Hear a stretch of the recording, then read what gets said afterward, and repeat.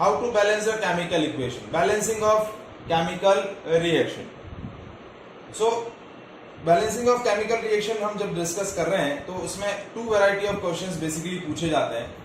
पहली जो वैरायटी रहती है उसमें क्या होता है, आपको इक्वेशन जो है वो इक्वेशन सिंबॉलिक फॉर्म में गिवन है। फर्स्ट जो वैरायटी है वो क्या है, equation is given in the symbolic form, यानी इस तरीके से आपको एक सिंबॉलिक फॉर्म में इक्वेशन दिया हुआ है। You just count the number of atoms on both the side of equation. ठीक है, चेक करिए कि कौन से एटम्स बैलेंस है, कौन से इम्बैलेंस है, और फिर उसको बैलेंस कर दीजिए। ये आपका सबसे सिंपलेस्ट टाइप है to balance the chemical equation. मतलब आपको इक्वेशन पहले से दे रखी है और उसको आपको सिंपली बैलेंस करना है। नाउ सेकंड वैरायटी जो रहती है, आपको उस मेनली एग्जाम में जो है वो सेकंड वैरायटी पूछी जाती है। मींस आपको रिएक्शन जो है या chemical change is given in the wordings, words में दे रखा है chemical change. First you will form the chemical equation. First you will form the chemical equation and then it balance it. तो पहले आपको इक्वेशन बनानी है, फिर उसको बैलेंस करना है। तो सेकंड वैरायटी जो है वो जनरली एग्जाम में पूछी जाती है। मतलब आपको इक्वेशन जो है वो दे नहीं रखी होती है, उसको आपको वर्डिंग्स में दे रखा होता है केमिकल चेंज। पहले उसकी इक्वेशन बनानी होती है और फिर उसको बैलेंस करना होता है। लेकिन आज हम फर्स्ट सेशन है हमारा, तो हम आज फर्स्ट टाइप डिस्कस करेंगे जिसमें आपको केमिकल इक्वेशन ऑलरेडी दे रखा है बैलेंस फॉर्म में, सॉरी इम्बैलेंस फॉर्म में इक्वेशन दे रखी है। यू जस्ट बैलेंस इट, आपको सिंपली उसको क्या करना है, बैलेंस करना है। And the technique is name as hit and trial method. क्या बोलते हैं इस मेथड को, hit and trial method. Type second जो है वो नेक्स्ट सेशन में हम डिस्कस करेंगे। तो balancing of chemical equation and the method name is hit and trial method। जैसे क्वेश्चन है Fe plus H2O gives Fe3O4 plus H2। This is your chemical reaction, chemical equation, और इसको हम बोलेंगे अनबैलेंस्ड केमिकल इक्वेशन या फिर skeleton equation. क्या बोलते हैं इसको, skeleton equation. SKELETON, skeleton equation. और इस इक्वेशन को आपको क्या करना है, बैलेंस करना है। मतलब आपको chemical change already equation form में दे रखा है, आपको सिंपली इसको क्या करना है, बैलेंस करना है। कॉल डिस्कनेक्ट हो जाए तो एक बार कनेक्ट होइएगा, 5-7 मिनट में 2-3 एग्जांपल में डिस्कस कर लेता हूं। ठीक है, तो देखिए कैसे करेंगे। इस तरीके से एक बार आपको टेबल बनानी है, हमेशा नहीं बनानी है। मतलब फर्स्ट टाइम आप चेक कर लिए कि कौन कौन से एटम्स बैलेंस है, कौन से इम्बैलेंस है। तो सिंबल ऑफ एलिमेंट्स, फिर number of atoms, LHS side और ये RHS side. Symbol of element इस तरफ है आयरन, हाइड्रोजन और oxygen, iron, hydrogen and oxygen. ठीक है, इस तरफ आयरन है 1 LHS साइड में, RHS साइड में 3, हाइड्रोजन LHS साइड में 2 है, RHS साइड में भी 2 है, और ऑक्सीजन इस तरफ 1 है, इस तरफ 4 है।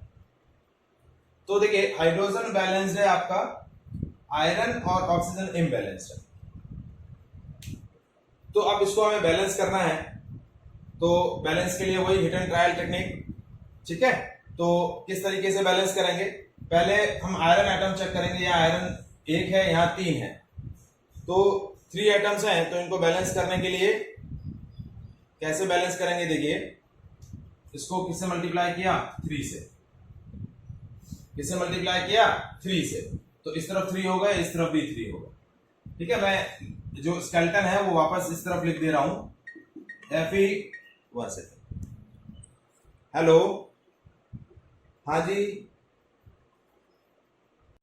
देखिए स्केलेटन फॉर्म वापस लिख दिया, Fe plus H2O, Fe3O4 plus H2।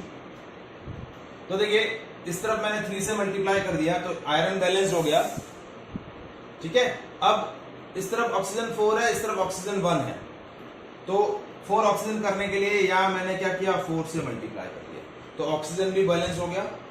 अब हाइड्रोजन इस तरफ 8 हो गए, इस तरफ 2 ही है, तो 6 ऑक्सीजन एटम मुझे और चाहिए, तो मैंने यहाँ क्या कर दिया, इस हाइड्रोजन को क्या कर दिया, 4 से मल्टीप्लाई कर दिया, तो ये हो गया 4 2 8, ये भी 8, ऑक्सीजन 4, आयरन 3। अब आप जब इस इक्वेशन को ऑब्जर्व करेंगे तो दोनों साइड जो नंबर ऑफ एटम्स हैं, number of atoms on both the side of equation are equal, तो that equation is called balanced chemical equation. Is it clear? हाँ जी बोलो, हाँ क्या कह रहे हैं? देखिए मैंने क्या किया, इनबैलेंस जो इक्वेशन थी, उस इनबैलेंस इक्वेशन में पहले एक टेबल बनाया, उस टेबल में मैंने क्या चेक किया, नंबर ऑफ एटम्स दोनों साइड चेक किए कि कौन कौन से एटम इनबैलेंस थे, वो चेक किए। मैंने चेक किया आयरन इस तरफ 1 है, इस तरफ 3 है, हाइड्रोजन दोनों तरफ 2 है, और ऑक्सीजन इस तरफ LHS साइड में 1 है और RHS साइड में 4 है। तो मैंने चेक कर लिया कि मेरा आयरन एटम और ऑक्सीजन एटम बैलेंस नहीं है। तो अब बैलेंस करने के लिए क्या किया, सबसे पहले मैंने आयरन को बैलेंस करने के लिए, यहाँ आयरन 3 है और यहाँ आयरन 1 है, तो आयरन 3 एटम्स करना है, तो मैंने आयरन को किससे मल्टीप्लाई कर दिया, 3 से मल्टीप्लाई कर दिया। किससे मल्टीप्लाई कर दिया, 3 से मल्टीप्लाई कर दिया। जैसे आयरन 3 से मल्टीप्लाई होगा,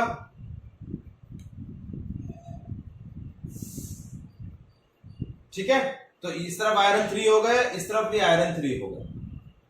अब ऑक्सीजन आयरन बैलेंस हो गया, उसके बाद मुझे किसको बैलेंस करना है, ऑक्सीजन को बैलेंस करना है। तो इस तरफ ऑक्सीजन देखिए कितना है, 1, और इस तरफ ऑक्सीजन है 4, तो अब 4 एटम चाहिए मुझे, तो यहां क्या कर लूंगा, 4 से मल्टीप्लाई कर दूंगा।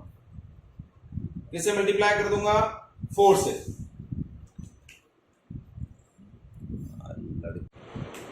नाउ इस तरफ ऑक्सीजन 4 हो गए, इस तरफ भी ऑक्सीजन 4 हो गए। अब यहां हाइड्रोजन कितने हैं, 8 एटम्स, और यहां हाइड्रोजन 2 ही हैं, तो हाइड्रोजन को बैलेंस करना है, तो इस तरफ क्या कर देंगे, हाइड्रोजन को 4 से मल्टीप्लाई कर देंगे। 4 से मल्टीप्लाई किया तो इस तरफ हाइड्रोजन 8 हो गए, और इस तरफ भी हाइड्रोजन क्या हो गए, 8 हो गए। अब हम वापस एक बार चेक करते हैं, दोनों साइड डिफरेंट एटम्स सेम है या नहीं। इस तरफ आयरन 3, इस तरफ भी आयरन 3, इस तरफ हाइड्रोजन 8, इस तरफ भी हाइड्रोजन 8, इस तरफ ऑक्सीजन 4, इस तरफ oxygen 4। So this is your balanced chemical equation. Is it clear?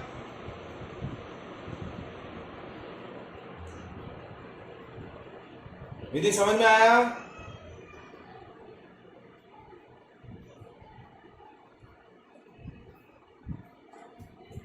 ना सेकंड देखिए,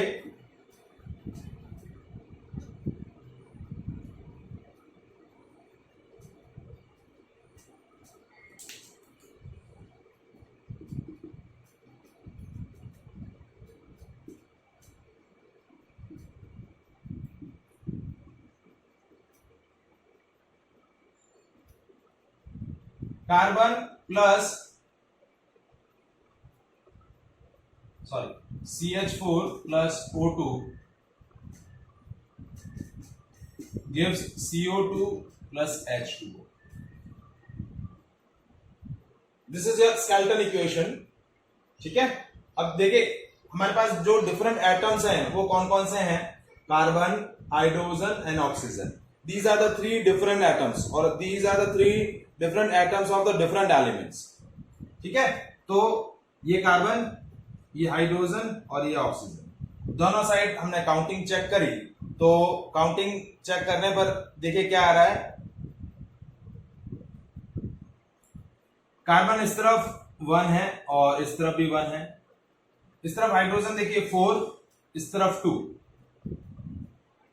इस तरफ ऑक्सीजन 2 है LHS साइड में, और RHS साइड में ऑक्सीजन कितने हैं, 3। तो अब देखिए इस तरीके से एक बार आपको टेबल इसलिए फॉर्म करना है ताकि आपको पता चल जाए कि कौन से एलिमेंट बैलेंस्ड है और कौन से एलिमेंट बैलेंस्ड नहीं है, कौन से एटम्स इक्वल अमाउंट में और कौन से इक्वल नहीं है। तो ये इक्वल है, ये दोनों अनइक्वल है। तो हाइड्रोजन को बैलेंस करना है, फिर ऑक्सीजन को बैलेंस करना है। तो मैंने स्केलेटन इक्वेशन वापस से एज इट इज लिख दी।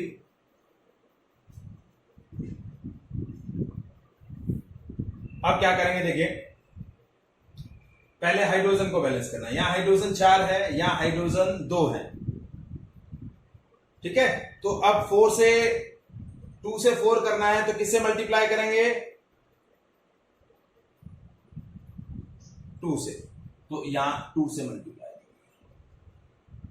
तो यहां हाइड्रोजन 4 हो गए, यहां भी हाइड्रोजन 4 हो गए।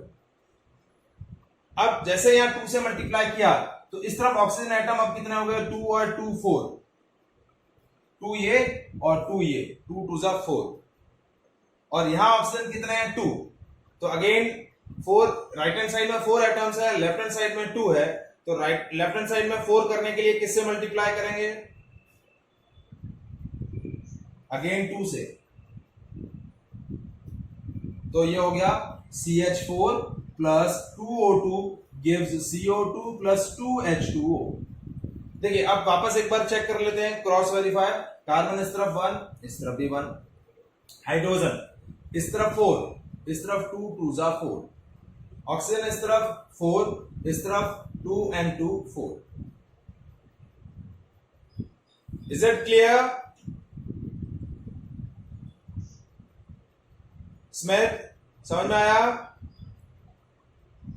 हाँ विधि समझ में आया बेटा?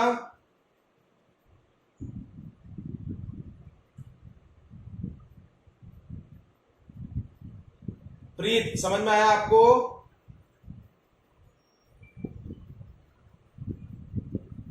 प्रीत आर यू देयर? अब देखिए नेक्स्ट स्केलेटल इक्वेशन, देखिए दो और इक्वेशन हम डिस्कस करेंगे, बस ज्यादा नहीं। जैसे नेक्स्ट इक्वेशन है N2 plus H2 gives NH3। तो N2 plus H2 gives NH3, तो आपके इस दो एलिमेंट है, नाइट्रोजन और हाइड्रोजन। LHS साइड में देखिए नाइट्रोजन 2, RHS साइड में नाइट्रोजन 1। LHS साइड में हाइड्रोजन 2 और RHS साइड में हाइड्रोजन 3। इस तरीके से एक सिंबॉलिक फॉर्म बना लिया आपने। अब देखिए दोनों एटम्स इम्बैलेंस है, ये भी इम्बैलेंस है और ये भी इम्बैलेंस है। तो बैलेंस करने के लिए N2 plus H2 gives NH3। देखिए ये है नाइट्रोजन, ये हाइड्रोजन, और this is called ammonia. When nitrogen gas react with the hydrogen gas form ammonia, तो NH3 is the formula of ammonia। ठीक है, तो अब पहले नाइट्रोजन को बैलेंस करना है। नाइट्रोजन इस तरफ 2 है, इस तरफ 1 है, तो 2 बनाने के लिए किससे मल्टीप्लाई करेंगे,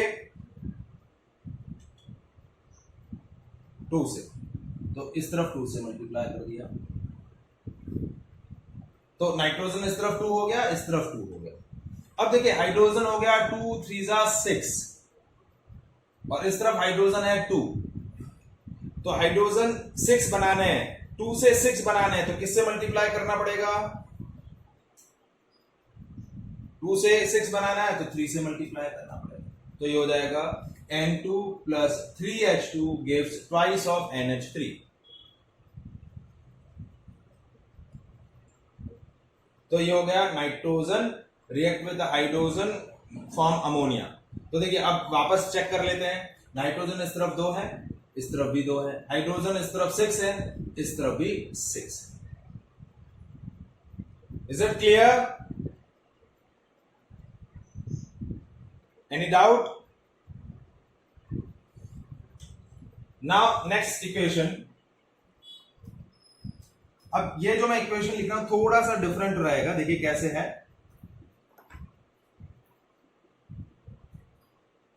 When zinc is react with the copper sulfate, it will form zinc sulfate plus चलिए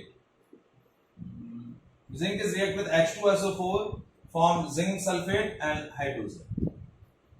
This is the reaction. तो अब देखिए मैं सिंबल ऑफ एलिमेंट्स कैसे लिख रहा हूं, इस तरफ जिंक है, हाँ ये बैलेंस्ड ही है, लेकिन अब इसको कैसे लिख रहा हूं वो देखिए, जिंक, हाइड्रोजन, और ये जो SO4 है इसको मैंने S और O अलग अलग नहीं लिखा, SO4 पूरा यूज कर लिया। अब ऐसा पूरा यूज करने का क्या लॉजिक है, जब आपका ग्रुप ऑफ एटम रिएक्टेंट से कंप्लीटली प्रोडक्ट साइड में एज इट इज आ जाए, जैसे यहाँ SO4 था और कंप्लीटली SO4 यहां आ गया, तो आपको सिंगल सिंगल एटम नहीं लिखना है, S और O अलग अलग नहीं लिखना है, आप पूरा का पूरा SO4 राइट हैंड साइड से लेफ्ट हैंड साइड में यूज कर सकते हैं। तो जब आप सिंबल की टेबल बनाएंगे तो उसमें SO4 इस तरफ 1, इस तरफ 1, हाइड्रोजन इस तरफ 2, इस तरफ भी 2, और जिंक इस तरफ 1 और इस तरफ भी 1। तो this equation is already balanced. ये इक्वेशन आपकी क्या है, ऑलरेडी बैलेंस्ड हो जाए। तो कहने का यहां जो मेरे वैरायटी जो दिखानी थी वो क्या है कि ये जो ग्रुप ऑफ एटम है, जब कोई भी ग्रुप ऑफ एटम डायरेक्टली आपका रिएक्टेंट से प्रोडक्ट में डायरेक्टली विदाउट एनी चेन लिखा जा रहा है, तो आप जब सिंबल ऑफ एलिमेंट्स बनाएंगे उसमें SO4 आप डायरेक्टली यूज कर सकते हैं, पूरा का पूरा SO4 यहां यूज कर सकते हैं। आपको S और O अलग अलग लिखने की जरूरत नहीं है, सल्फर और ऑक्सीजन अलग अलग लिखने की जरूरत नहीं है, पूरा ग्रुप ऑफ एटम आप यूज कर सकते हैं। Is it clear?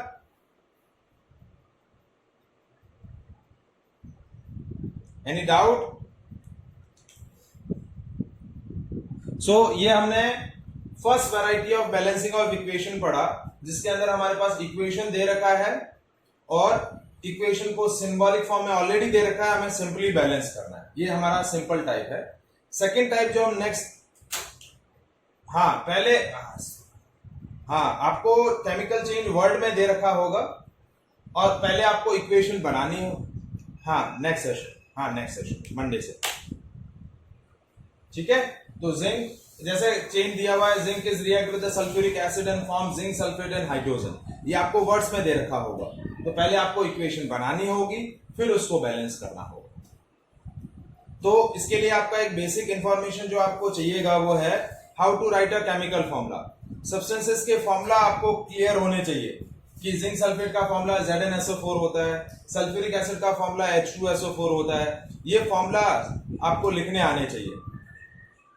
How to write a chemical formula जो 9th में हमने डिस्कस किया था, तो वो आपको हाँ नेक्स्ट क्लास में करेंगे, लेकिन आज मैं एक असाइनमेंट आपको सेंड करूंगा 9th स्टैंडर्ड का बेसिस है, how to write a chemical formula. उसमें मैं कुछ केमिकल सब्सटेंस के नेम दूंगा, वो आपको उसके फॉर्मूलाज प्रैक्टिस करने, ताकि आपका एक रिवाइज हो जाए कि कैसे केमिकल फॉर्मूलाज लिखे जाते हैं। क्योंकि जो सेकंड टाइप है उसमें फॉर्मूला यदि आप प्रॉपरली नहीं लिख रहे हैं तो बैलेंसिंग आपकी किसी भी हालत में सही नहीं हो सकती। यदि आपने जिंक सल्फेट का फॉर्मूला ZnSO4 के बजाय कुछ और लिख दिया है तो आप कितना भी ट्राई कर लें ये इक्वेशन बैलेंस नहीं होगा, कभी बैलेंस हो ही नहीं पाएगी। If you right the wrong formula of the chemical substance तो आपका कभी भी इक्वेशन बैलेंस नहीं होगा। तो आज मैं एक शीट भेजूंगा जिसमें बैलेंसिंग नहीं है, how to write a chemical formula, वो आपको क्या करना है, प्रैक्टिस करना है। Is it clear?